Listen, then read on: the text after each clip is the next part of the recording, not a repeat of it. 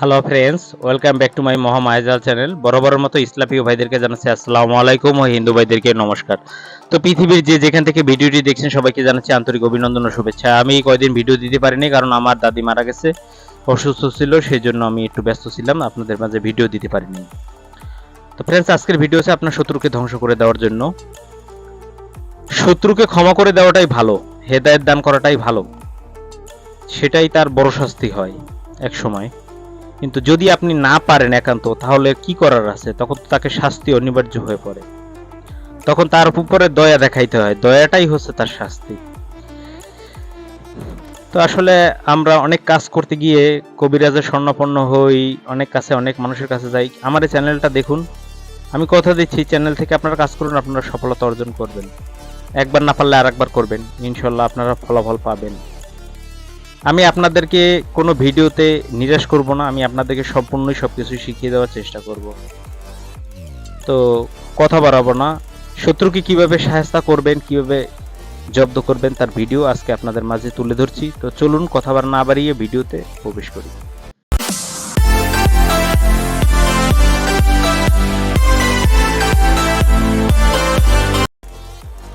So friends, আজকে শত্রু দমনটা হচ্ছে যে কোনো আপনাকে শনিবার অথবা মঙ্গলবার দিন করতে হবে। এজন্য আপনার একটা নকশা প্রয়োজন হবে, আর প্রয়োজন হবে সাদা কাপড়। এটা আপনার অনেকে বলে না যে দাফনের কাপড় লাগবে কিনা, দাফনের কাপড় লাগবে কিনা সেটা বড় কথা নয়, যে দাফনের কাপড় আপনার লাগবে কি না। দাফনের কাপড়টাই যে লাগবে এমন কথা নয়, আপনার মোট কথা হলেই হলো, সাদা কাপড় হলেই হলো। যদি বাজার থেকে সাদা সুতি কাপড় কিনে নিয়ে আসবেন, বেশি লাগবে না, একটা রুমালের মতন।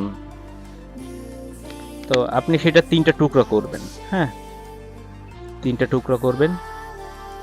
তো 3টা টুকরো করার পরে আপনাকে যে কাজগুলি করতে হবে সেগুলো আমি বলে দিচ্ছি।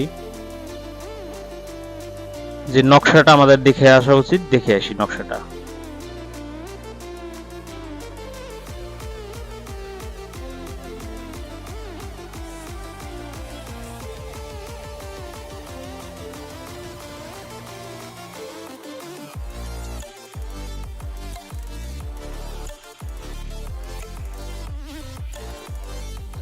সো ফ্রেন্ডস, আপনারা কিন্তু নকশাটা দেখতে পেলেন। তো যে 3 টুকরা করলেন, সেই 3 টুকরার উপরে যে কোনো শনিবার দিন দুপুর বেলায়, এটা বিকেলে করতে যাবেন না, দুপুর বেলায় অতীব ক্ষুদ্রত নকশাটা, একটা লাইন মাত্র, উপরে শুধু কয়টা সংখ্যা, কয়েকটা মোয়াক্কেল, ওটা আপনি প্রথমে লাল কালি দিয়ে লিখবেন। লাল কালি দিয়ে লিখে নিচে লিখবেন শত্রুর নাম, শত্রুর পিতার নাম, যদি মহিলা হয় শত্রুর নাম, শত্রুর মায়ের নাম, তার চেহারা কল্পনা করতে করতে লিখবেন। এবারে বিষয়টা হচ্ছে আপনি কোন দিকে ফিরে লিখবেন, অবশ্যই পূর্বমুখী হয়ে লিখবেন। এটা মুখে নিম পাতা রাখবেন, 3টা গোলমরিচ রেখে মুখটাকে ঝাঁঝালো এবং তিক্ত বানিয়ে, খুব রাগ, ক্ষোভ, যে যত রাগ আছে আপনার শরীরে সেই রাগটাকে আপনি বাড়িয়ে তেজে রূপান্বিত করে তারপরে আপনি লিখবেন। 3টা নকশা লিখবেন। নকশা 3টা লেখার পরে শত্রুর নিচে আপনি ধ্বংস হয়ে যাক এই কথাটাও লিখতে পারেন, যে অমুকের পুত্র অমুক ধ্বংস হয়ে যাক, এটাও লিখতে পারেন, আপনার যেটা ইচ্ছা। তো লাল কলম দিয়ে লেখার পরে এরপরে কি করবেন, জাফরান কালি আপনি ওইর উপরে দিয়ে ঘুরাই যাবেন, কারণ লেফটে যেতে পারে। তো আর জাফরান কালি দিয়ে লিখতে পারলে আর আপনার আরো উত্তম, যদি নিম গাছের ডাল ছেঁচে কলম তৈরি করে যদি লিখতে পারেন তো বেস্ট। তো আপনার 3টা লেখা শেষ। তো এই কাজটি আপনি করবেন কি, আমাবস্যার পরে যে প্রথম শনিবারটা আসে বা মঙ্গলবার আসে সেই দিন করলে সব থেকে বেস্ট, বা যে কোনো শনি মঙ্গলবার দিন হলেই চলবে। ওই দুপুর বেলায় একটা আপনি চুলায় ধাউ ধাউ করা আগুনের ভিতরে একটা ওর চেহারা স্মরণ করতে করতে আপনি আগুনে একটা পোড়াই দিবেন। তার 3 ঘন্টা পরে আপনি আবার আরেকটা আগুনে পোড়াই দিবেন। যদি দেখেন তখন আজান দিচ্ছে বা নামাজের টাইম, তাহলে পোড়াবেন না, একটু অপেক্ষা করবেন, জামাত টামাত শেষ হবে, তারপরে একটা পোড়াই দিবেন।